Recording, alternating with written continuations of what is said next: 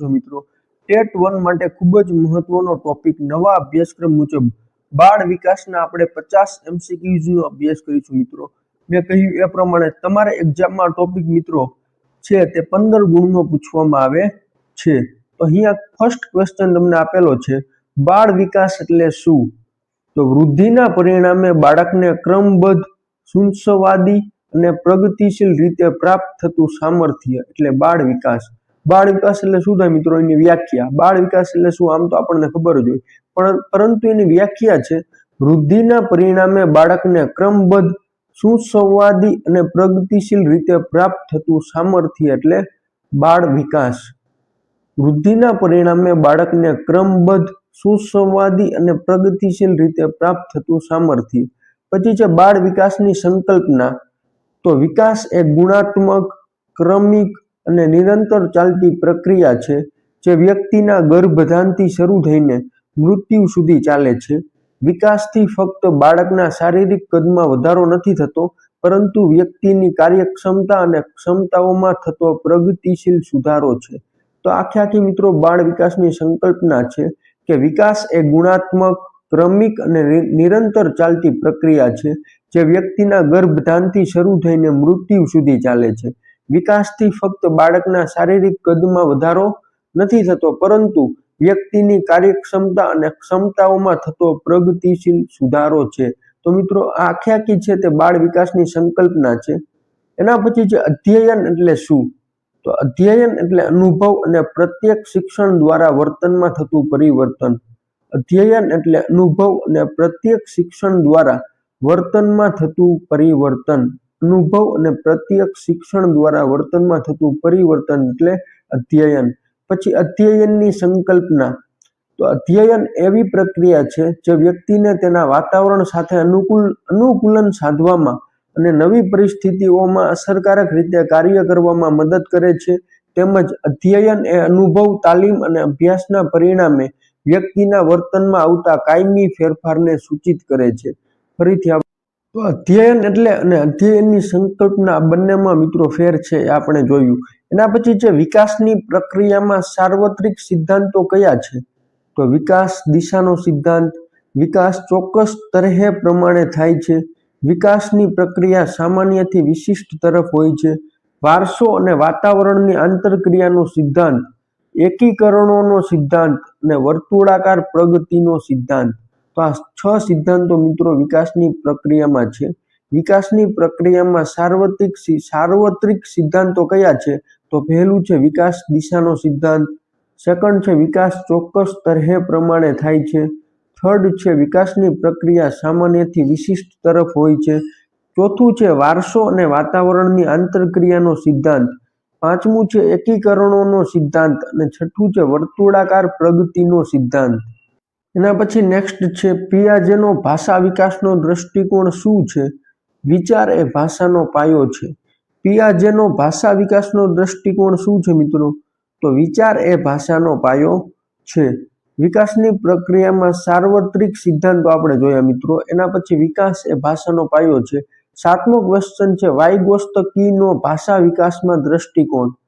સામાજિક ભાષા બાળકના વિચારોને આકાર આપે છે। વાઇગોત્સ્કીનો ભાષા વિકાસનો દ્રષ્ટિકોણ શું છે? તો સામાજિક ભાષા બાળકના વિચારોને આકાર આપે છે।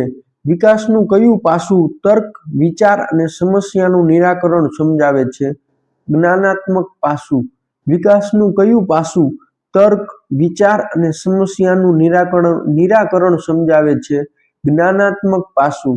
વિકાસ ખાલી જગ્યા તરફ આગળ વધે છે। તો સામાન્યથી વિશિષ્ટ, તમને 4 અલગ અલગ એક્ઝામ્પલ આપેલા હોય, વિશિષ્ટથી સામાન્ય, સામાન્યથી વિશિષ્ટ અને બીજા 2 અલગ હોય, તો આના જવાબમાં આવશે મિત્રો વિકાસ સામાન્યથી વિશિષ્ટ તરફ આગળ વધે છે। રમકડાની ઉંમર કોને કહેવામાં આવે છે? તો બાલ્યાવસ્થા। રમકડાની ઉંમર કોને કહેવામાં આવે છે? બાલ્યાવસ્થા। વાઇગોત્સ્કીનો ભાષા વિકાસનો દ્રષ્ટિકોણ શું છે? સામાજિક ભાષા બાળકના વિચારોને આકાર આપે છે। વિકાસનું કયું પાસું તર્ક, વિચાર અને સમસ્યાનું નિરાકરણ સમજાવે છે? જ્ઞાનાત્મક પાસું। કયું પાસું આવશે મિત્રો? તર્ક, વિચાર અને સમસ્યાનું નિરાકરણ સમજાવે છે, તો એ કયું પાસું આવશે? જ્ઞાનાત્મક પાસું। વિકાસ સામાન્યથી વિશિષ્ટ તરફ આગળ વધે છે. રમકડાની ઉંમર કોને કહેવામાં આવે છે? તો બાલ્યાવસ્થાને મિત્રો રમકડાની ઉંમર કહેવામાં આવે છે. વિકાસવાળો મિત્રો ખાસ યાદ રાખજો, વિકાસ ખાલી જગ્યાથી ખાલી જગ્યા તરફ આગળ વધે છે, તો વિકાસ સામાન્યથી વિશિષ્ટ તરફ આગળ વધે છે. મિત્રો ટેટ 1 ની એક્ઝામના જે કોલ લેટર છે તે નીકળવાના શરૂ થઈ ગયા છે, તો તમે જે કોલ લેટર જો ન કાઢ્યું હોય તો મિત્રો કાઢી લેજો, અને બધાને જે સેન્ટર છે તે કોલ લેટરમાં મિત્રો લખેલું જ હશે, અને એક્ઝામનો ટાઈમ છે તે 12 થી 2 વાગ્યા સુધીનો છે. 21 તારીખે રવિવારે એક્ઝામનો ટાઈમ 12 થી 2 વાગ્યા સુધીનો છે મિત્રો. તો તમે ખાસ આ એક્ઝામની મિત્રો પ્રિપેરેશન કરી લેજો, અને વારંવાર છે તે પ્રશ્નોનું રિવિઝન કરજો, જેથી તમને એક્ઝામમાં છે તે પ્રશ્ન પૂછાય તો તેમાં કન્ફ્યુઝન ન રહે મિત્રો. તો તમે વારંવાર છે તે આ બધા જ ટોપિકનું છે તે રિવિઝન કરતા રહેજો, અને મેં કહ્યું એ પ્રમાણે બધા જ વિષયના પદ્ધતિશાસ્ત્ર અને વિષય વસ્તુના વિડીયો મારી ચેનલના પ્લેલિસ્ટમાં તમને જોવા મળશે. એના પછી નેક્સ્ટ અહીંયા તમને આપેલો છે ક્વેશ્ચન, બાળકો કઈ રીતે શીખે છે? વાંચીને, સાંભળીને, જોઈને, ક્રિયા કરીને. બાળકો કઈ રીતે શીખે છે મિત્રો? વાંચીને, સાંભળીને, જોઈને, ક્રિયા કરીને. સમસ્યાનો ઉકેલ મેળવવા માટે બાળકમાં કયો ગુણ હોવો જોઈએ? સક્રિય વિચાર, સતત પ્રયાસ અને ભાષા વિકાસ. સમસ્યાનો ઉકેલ મેળવવા માટે બાળકમાં કયો ગુણ હોવો જોઈએ? સક્રિય વિચાર, સતત પ્રયાસ અને ભાષા વિકાસ. આ 3 ગુણ મિત્રો બાળકમાં હોવા જોઈએ.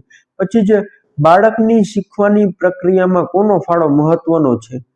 તો પહેલા માતા પિતા અને બીજું છે શિક્ષક.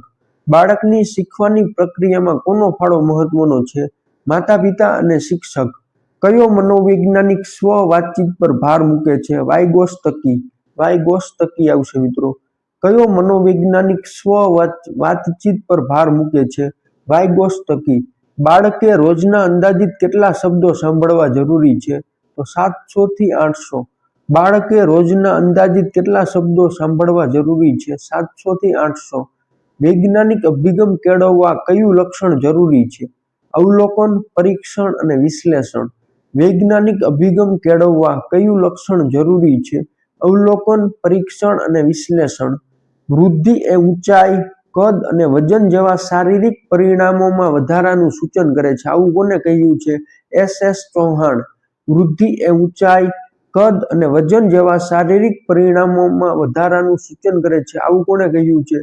S.S. ચૌહાણ. વૃદ્ધિ એટલે શરીરના કદ, આકાર અને બંધારણમાં થતો ફેરફાર. આ વ્યાખ્યા કોણે આપી? ક્રો અને ક્રો. વૃદ્ધિ એટલે શરીરના કદ, આકાર અને બંધારણમાં થતો ફેરફાર. આ વ્યાખ્યા કોણે આપી છે? ક્રો અને ક્રો. વૃદ્ધિને શારીરિક પરિવર્તનોમાં જોઈ શકાય છે, તેથી વૃદ્ધિ એટલે કોષીય ગુણાકાર. આ વ્યાખ્યા કોણે આપી? ફ્રેન્ડ. વૃદ્ધિને શારીરિક પરિવર્તનોમાં જોઈ શકાય છે, તેથી વૃદ્ધિ એટલે કોષીય ગુણાકાર. આ વ્યાખ્યા કોણે આપી છે? ફ્રેન્ડ. 16મો ક્વેશ્ચન તો વૈજ્ઞાનિક અભિગમ કેળવવા કયું લક્ષણ જરૂરી છે?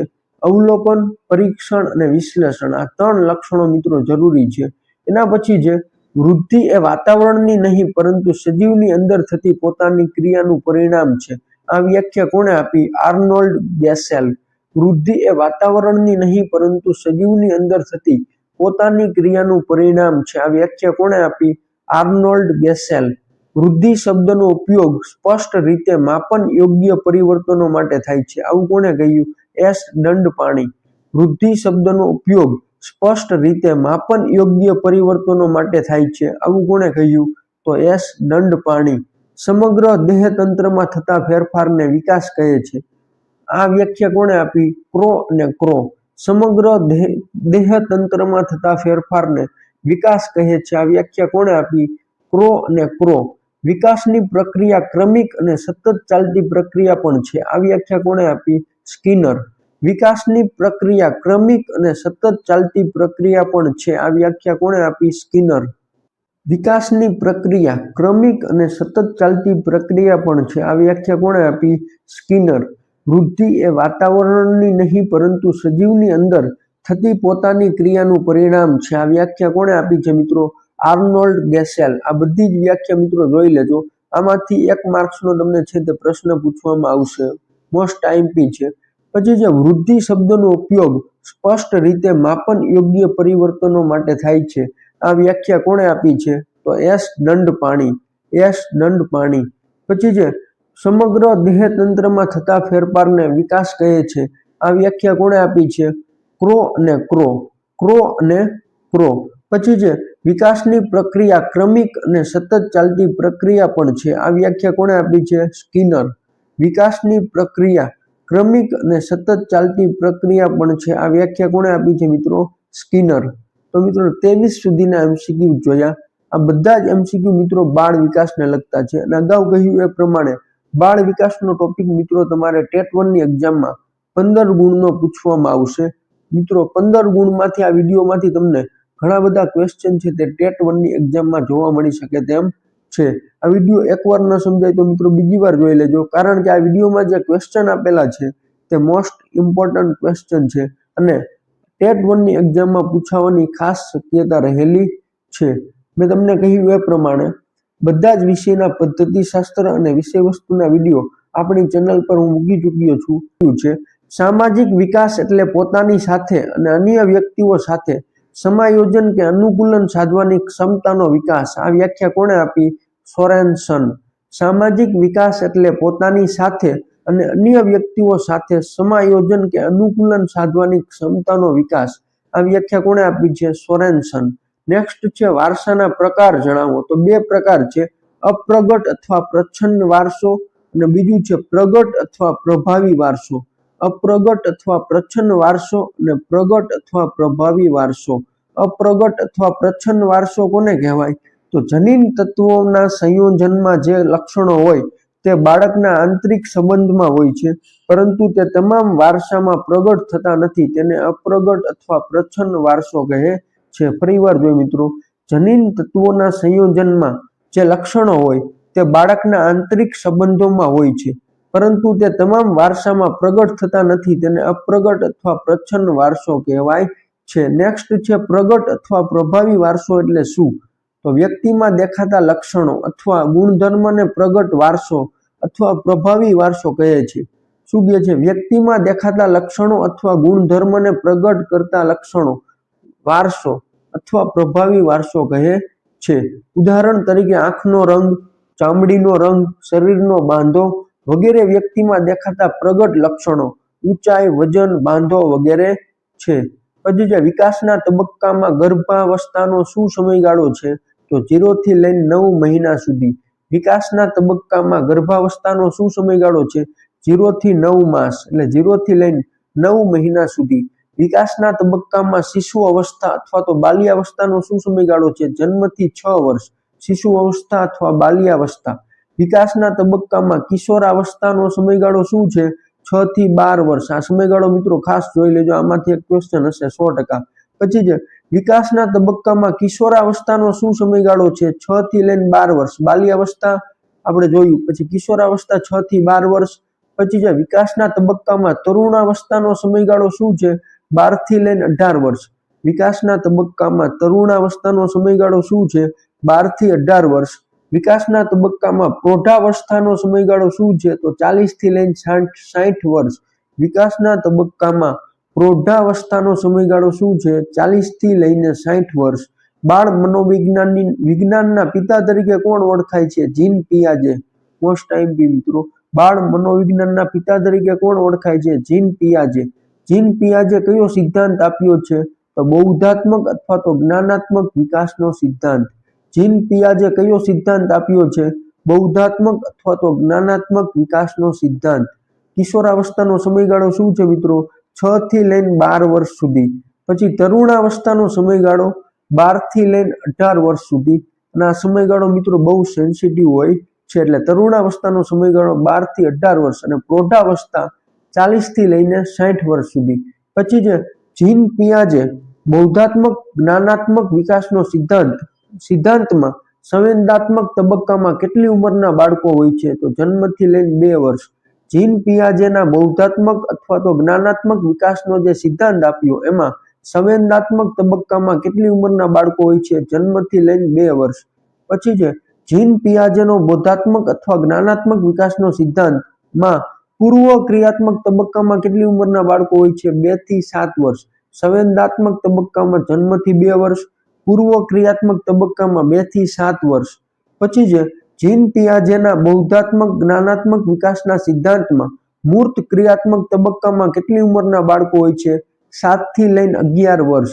મૂર્ત ક્રિયાત્મક તબક્કામાં 7 થી લઈને 11 વર્ષ સુધીના બાળકોનો સમાવેશ થાય છે. સંવેદનાત્મક તબક્કો તો તમને મિત્રો આવડી જાય કે સંવેદનાત્મક તબક્કો એટલે જન્મથી 2 વર્ષ. પૂર્વ ક્રિયાત્મક તબક્કો 2 થી 7 વર્ષ. મૂર્ત ક્રિયાત્મક તબક્કો 7 થી લઈને 11 વર્ષ. અને કેના સમયગાળામાં હોય છે? જીન પિયાજે બૌદ્ધાત્મક સિદ્ધાંત છે એમાં આ બધું જ આપેલું છે મિત્રો, કે સંવેદનાત્મક તબક્કો હોય તે જન્મ સુધી હોય. પૂર્વ ક્રિયાત્મક તબક્કા થી લઈને 7 વર્ષ સુધીના બાળકોનો છે તે સમાવેશ કરવામાં આવે છે. અને મૂળ ક્રિયાત્મક 7 થી લઈને બાળકોનો સમાવેશ કરવામાં આવે છે. તો આ ખાસ યાદ રાખી લેજો. સંવેદનાત્મક તબક્કો એટલે જન્મથી 2 વર્ષ. પૂર્વ ક્રિયાત્મક તબક્કો એટલે 2 થી લઈને 7 વર્ષ. અને મૂર્ત ક્રિયાત્મક તબક્કો એટલે 7 થી લઈને 11 વર્ષ. આ બધા જ વિડીયો મેં મિત્રો, આ બધા જ MCQ છે તે આપણે ફૂલ ડિટેલમાં જોઈ લીધા છે. અને અગાઉના વિડીયોમાં 40 વિડીયો મૂક્યા, એમાં જ મિત્રો આ બધા જ MCQ છે તે બધા જ ફૂલ ડિટેલમાં એનો અભ્યાસ કરી ચૂક્યા છીએ. અને આ બધા જ MCQમાં મિત્રો જે MCQ આપેલા છે તે મોસ્ટ ઇમ્પોર્ટન્ટ છે. એના પછી જે જીન પિયાજેનો બૌદ્ધાત્મક જ્ઞાનાત્મક વિકાસનો સિદ્ધાંતમાં અમૂર્ત ક્રિયાત્મક તબક્કામાં કેટલી ઉંમરના બાળકો હોય છે? 11 થી લઈને 15 વર્ષ. જીન પિયાજેના બૌદ્ધાત્મક જ્ઞાનાત્મક વિકાસના સિદ્ધાંતમાં અમૂર્ત ક્રિયાત્મક તબક્કામાં કેટલી ઉંમરના બાળકો હોય છે? 11 થી લઈને 15 વર્ષ. પછી છે વાયગોત્સ્કીનો અધ્યયનનો સિદ્ધાંત કયો આપેલો છે? એટલે વાયગોત્સ્કીએ અધ્યયનનો કયો સિદ્ધાંત આપેલો છે? તો અધ્યયનનો સામાજિક સંરચનાનો સિદ્ધાંત. અધ્યયનનો સામાજિક સંરચનાનો સિદ્ધાંત. પછી છે કોહલબર્ગનો સમષ્ટિવાદી સિદ્ધાંત કયો છે? આંતરસૂઝ દ્વારા અધ્યયન. બાળકમાં થતો ગુણાત્મક પરિવર્તન અને બોલવા વિચારવાના સામર્થ્યમાં થતો વધારો એ શું સૂચવે છે? તો વિકાસ. તો વિકાસની વ્યાખ્યા મિત્રો અલગ અલગ બધાએ આપેલી છે. ના પછી છે કોહલરે કયા પ્રકારના શિક્ષણના હિમાયતી હતા? તો આંતરસૂઝ દ્વારા અધ્યયન. કોહલર કયા પ્રકારના શિક્ષણના હિમાયતી હતા? આંતરસૂઝ દ્વારા અધ્યયન. પછી છે એલિઝાબેથ હર્લોના મતે વિકાસ છે ગુણાત્મક. એલિઝાબેથ વિકાસ ફેરફાર છે. ગર્ભાવસ્થાનું વજન કેટલા કિલો હોવું જોઈએ? 2 થી 4 કિલો. ગર્ભાવસ્થા દરમિયાન બાળકનું વજન કેટલા કિલો હોવું જોઈએ? 2 થી 4 કિલો. વિકાસને અસર કરતા પરિબળો કેટલા છે? 2. વિકાસને અસર કરતા પરિબળો કેટલા છે? 2. નૈતિક વિકાસની 3 કક્ષાઓ કોણે દર્શાવેલી છે? કોહલબર્ગે. નૈતિક વિકાસની 3 કક્ષાઓ કોણે દર્શાવી છે? કોહલબર્ગ. કોહલર કયા પ્રકારના શિક્ષણના હિમાયતી હતા? આંતરસૂઝ દ્વારા અધ્યયન. પછી છે એલિઝાબેથ હર્લોકના મતે વિકાસ એ કેવો ફેરફાર છે? ગુણાત્મક.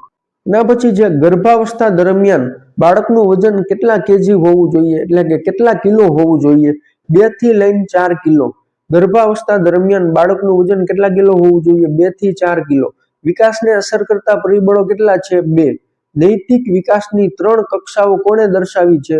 કોહલબર્ગે. તમને પ્રશ્ન આમ પણ પૂછી શકે, કોહલબર્ગે નૈતિક વિકાસની કેટલી કક્ષાઓ દર્શાવી છે? તો 3. અને આમ પણ પૂછી શકે કે નૈતિક વિકાસની 3 કક્ષાઓ કોણે દર્શાવી છે? કોહલબર્ગે. નેક્સ્ટ છે 47મો ક્વેશ્ચન. લગભગ કેટલા દિવસે બાળક જન્મ લેવા માટે પરિપક્વ બને છે? તો 280 દિવસ એટલે 9 મહિના. લગભગ કેટલા દિવસે બાળક જન્મ લેવા માટે પરિપક્વ બને છે? 280 દિવસ એટલે 9 મહિના થાય મિત્રો.